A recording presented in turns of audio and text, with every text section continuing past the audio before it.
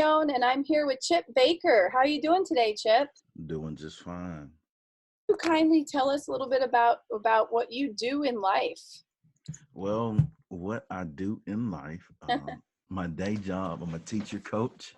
And then my side passion is I have a podcast and a YouTube channel where I interview people from all walks of life and I share their stories for inspiration and motivation. That's awesome. So how long have you been doing this? Both of those things. Well, this is my 20th year in education. I am a fourth generation educator, so truly blessed and fortunate to be raised by some great people as well as be around some awesome folks in my career. And that's why I started the Success Chronicles, because I realized that I was very fortunate, and I had conversations with amazing people all the time, and those people inspired and motivated me. And so I just couldn't be selfish, Krista. Okay. So I had to share it. And so from there, I've been doing the Success Chronicles about 2.5 years. My tagline on my YouTube channel is this.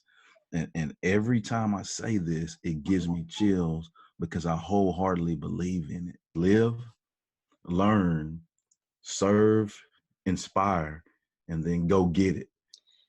I think as you go through your experiences, you learn, yes, the world, yes, about people, but the most important thing is that you learn about yourself. The good thing about being in bad relationships is that you learn what you don't want. And then the flip side of that too is, um, yes, you can be taught something, your base foundation, as a family, this is what we believe, this is what we do, yada, yada, yada. But you have to go out and experience your own firsthand experience and make your own decision on what you like and what makes you happy. And I think when we can do that, it allows us to be truly fulfilled in our life and truly excel to high heights. So it can be misleading, especially for younger people who don't maybe Yeah. have their priorities straightened out yet. And when they look at success and they're looking for role models, they may be confused and looking for people based on financial gain. So people who seem to have a lot of money and riches. I think good comes in all shapes, sizes, colors, and bad comes in all shape, sizes, and colors. And just like you said, it could be in your family, good or bad or whatever. And what you have to do is, have the mindset to where you see that good is better for you, based off of experiences, based off of, your successes, those small successes. And then you make the right choices to surround yourself with the good and positive. And as you go throughout your life, you just stack those experiences and you get to your big success, whatever that journey you want, whatever that journey is. You don't have to actually go through everything firsthand if you create this community around you of mentors who can guide you and just provide feedback as long as you respect them. Right. That's the main foundation, because you're not going to listen to anyone's advice if you don't see them as a role model, right? Yeah, I think it's two things that go with that. When you have mentors around you, I mean, you still have to learn. Are you going to take that knowledge in? Are you going to be mature enough to say, hey, this can help me? I need to take this. These people are helping me. They're mentors.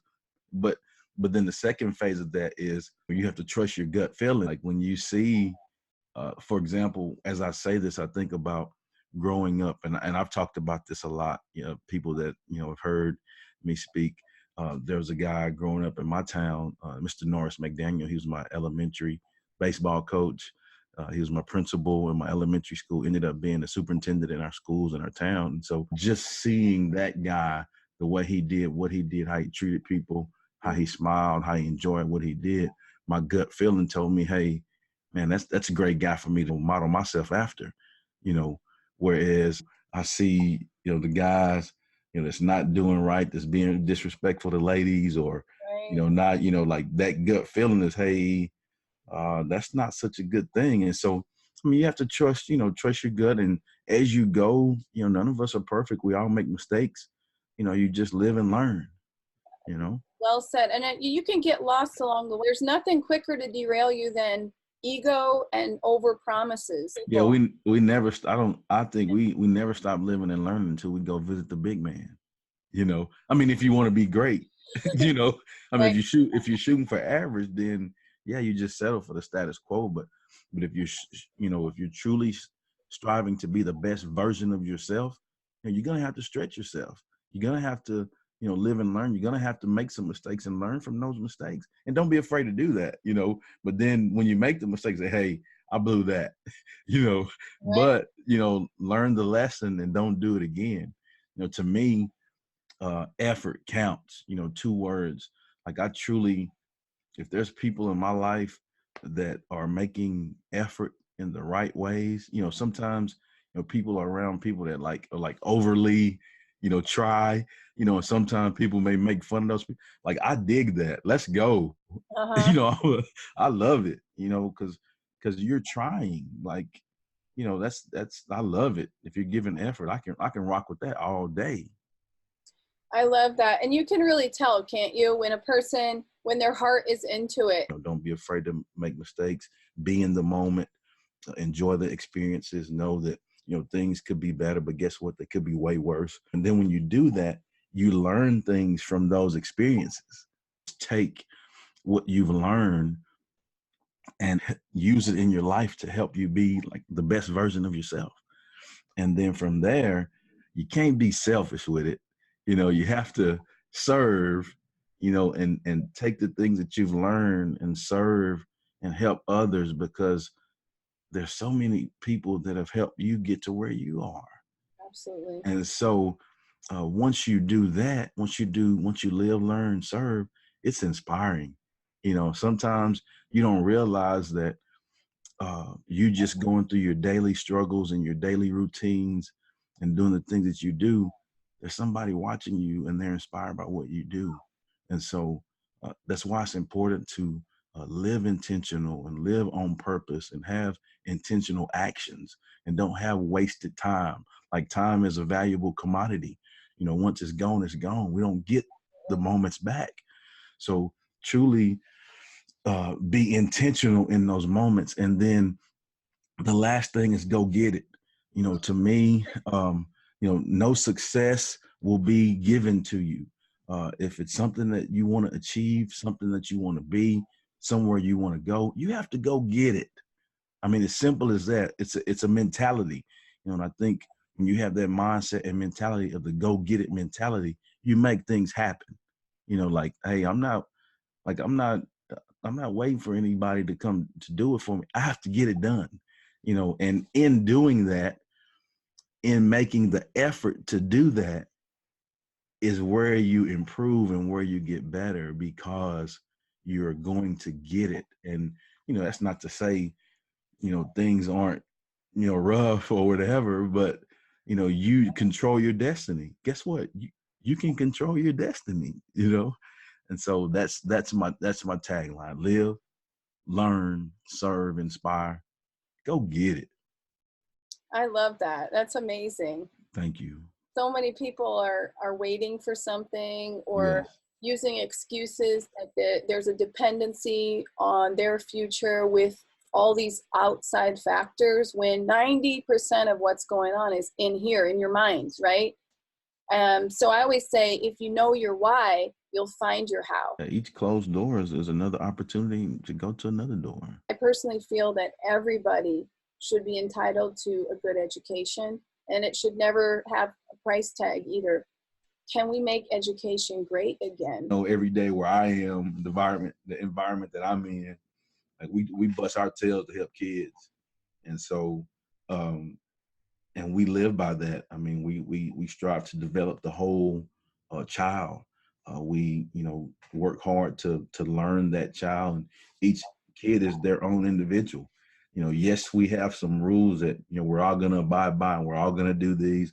But then, as an educator, it'd be done with me to say that every one of you are gonna be like this, Mm-hmm. and that's not true. Like that's not gonna happen. We don't need No. everyone to be the same either. No. If everyone only fit into one category, Right. we'd be in a big trouble. Our economy wouldn't be able to to continue. So thank goodness Right. for the different skills, right? Yeah. Is there anything that you would recommend, now I'm talking as a mom, is there anything you recommend to parents that you'd like to see more parents do that would help their children, that would help you as teachers? You got some good stuff here. I mean, parents should be partnered with Oh, educators, without right? a doubt, That's the it first takes, thing. the old parable, it takes a village, Yeah, to raise a child. And so I think you all have to work together and be on the same page and know that we all have the best interests of that child at hand, and so I think from there it has to be communication, and no pointing fingers, because we all on both sides will make mistakes. Hey, I got an open door policy, call me, we'll talk, don't email me, call me. The tone on text and email can be misconstrued, because I am a parent as well.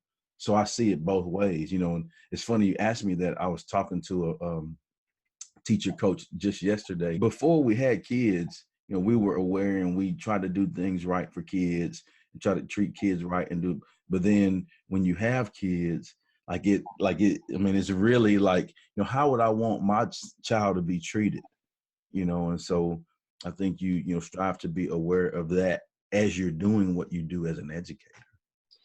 yeah, I think it's sad to say that some parents can't put themselves in your shoes. And to do right by the child, it's really to work with the teacher and never be oppositional. But there comes a point to where, hey, you've got to learn on your own. Like, daddy's not going to be there for you all the time. So, and that's what I do that with my son. Like I'm setting, you have to know how to communicate and, communicate your needs and your wants. Like, you're going to be a big boy. Daddy can't hold your hand all the time, big dog, so you have to teach them that. And then the flip side of that is, from an educator perspective, we have to remember that each child is that parent's prized possession. You know what I'm saying? Oh yeah. And so, and I get that, and you should be your son's advocate. So, I want you to know that, hey, I know that he's your prized possession.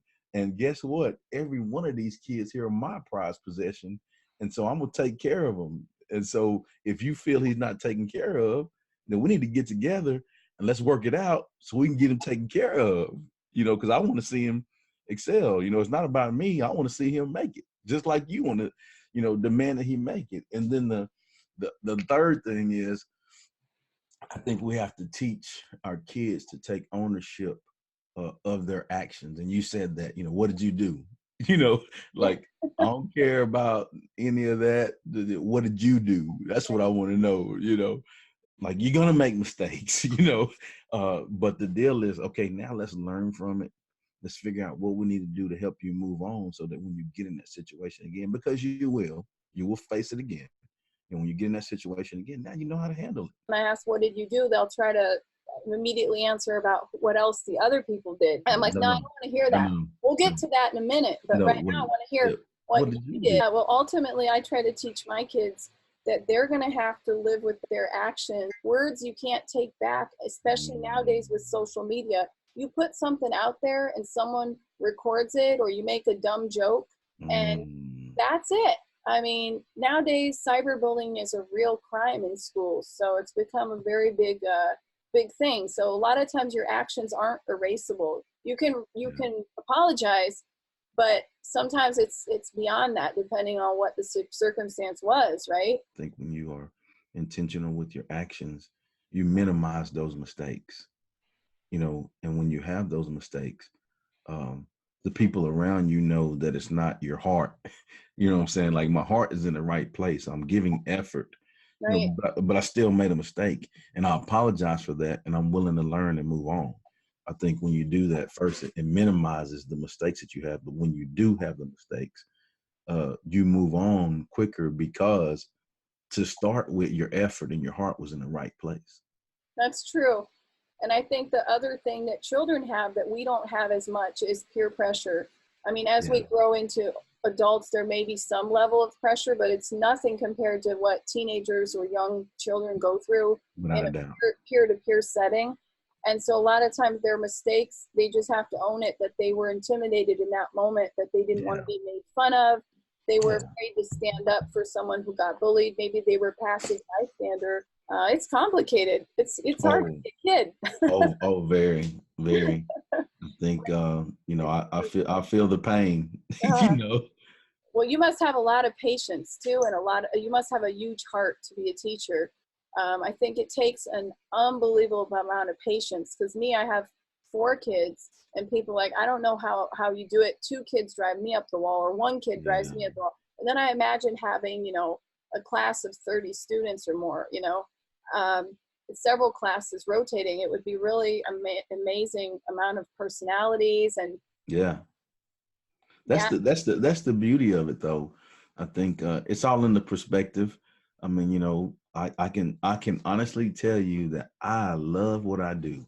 Like, God has blessed me with the ability every day, the opportunity every day to go and make a positive difference on the lives of many children. Come on. And so like that's how I live my life. I'm not a big, out there crazy, like I just baby steps, just try to be the best that I can be. And, by my actions, the best people, they don't say a lot, they just do. You just check them out and see, what it's all about. You walk the talk, not talk the talk, right? That's it. And so that's so inspiring. And so I think it's amazing. First, it's a blessing. And I always say, I truly feel that I'm blessed to be a blessing. And that's the mentality that I look at it. And so just striving to be the best version of myself every day in hopes to make a positive difference. And when I got my degree, right out of college, my goal was to make a positive difference in the life of 1 kid. That was my goal, right? And 20 years later, oh man, it's been cool. Wow. I bet that you also remember that first teacher who made an impression on you. Did you say it was your elementary principal? Was that it? Oh my gosh, the list goes on and on of teachers that made a positive difference in my life. One of my favorite quotes is, I give, I'm gonna mess it up, but I give because I know how it feels to have nothing, and that quote. But like just growing up single parent, I mean, just a lot of adversity things that you go through, just like you said, normal things that kids go through. There was a number of teachers that were just there for me. That's so good.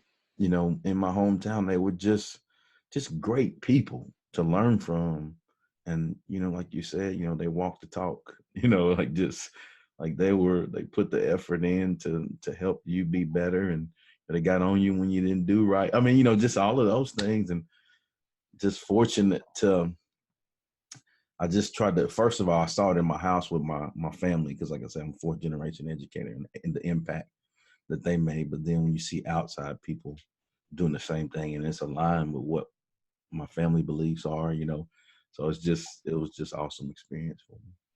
Well, it's funny because you're making me think that I've seen people who've won prestigious awards for their intellect accomplishments, and when they give their acceptance speeches, a lot of times teachers are in there, where they say, without a doubt, a 3rd grade teacher who saw the talent in me called up my parents and said, you've got a very talented budding scientist here, and that even will take time out of their private coffee breaks or after school hours to tutor that kid, or give them extra assignments, or just take them under their wing and take them to a science fair on the weekend, stuff, because they know their parents aren't able to do that.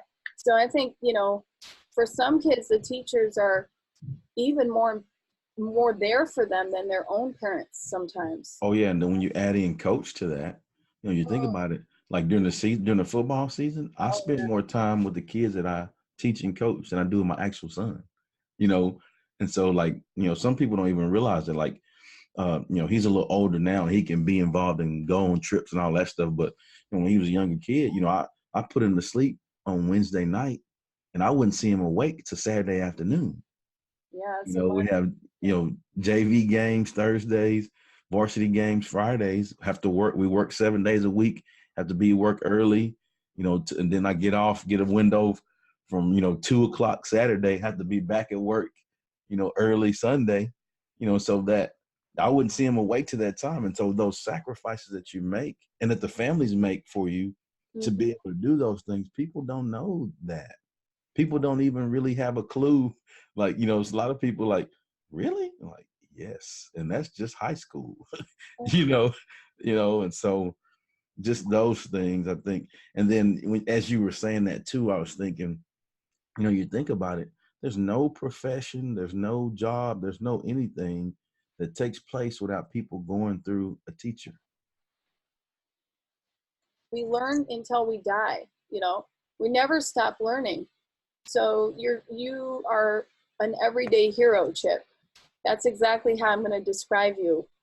An everyday hero, because we don't celebrate enough people like you who are giving. You really give a new level of meaning to the word service.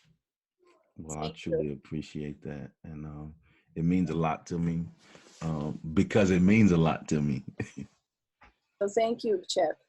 Thank honestly. you so much. And I look forward to checking out your YouTube channel, and I'm going to put all the contact info at the end of the video. So everyone should check out his YouTube channel. What is the main theme of your YouTube channel? And is that different than your podcast? Is it the same? Like, what content-wise? What content-wise, it's the same. Okay. Basically, all it is on the YouTube channel is the video version. On the podcast, it's the audio version. Oh, I love it. Yeah, that's good. Yeah, so I mean, you can get it if you want it. You can get it, and it's just positive inspiration and motivation. And yes, check it out, but do one better. If it's something on there that you see, please share it with someone to help them in their life along their journey, because that's really the goal. It's not about me. It's about what I can do to help others make it and be successful. I love it. Thank you, Chip, so much. Thank you.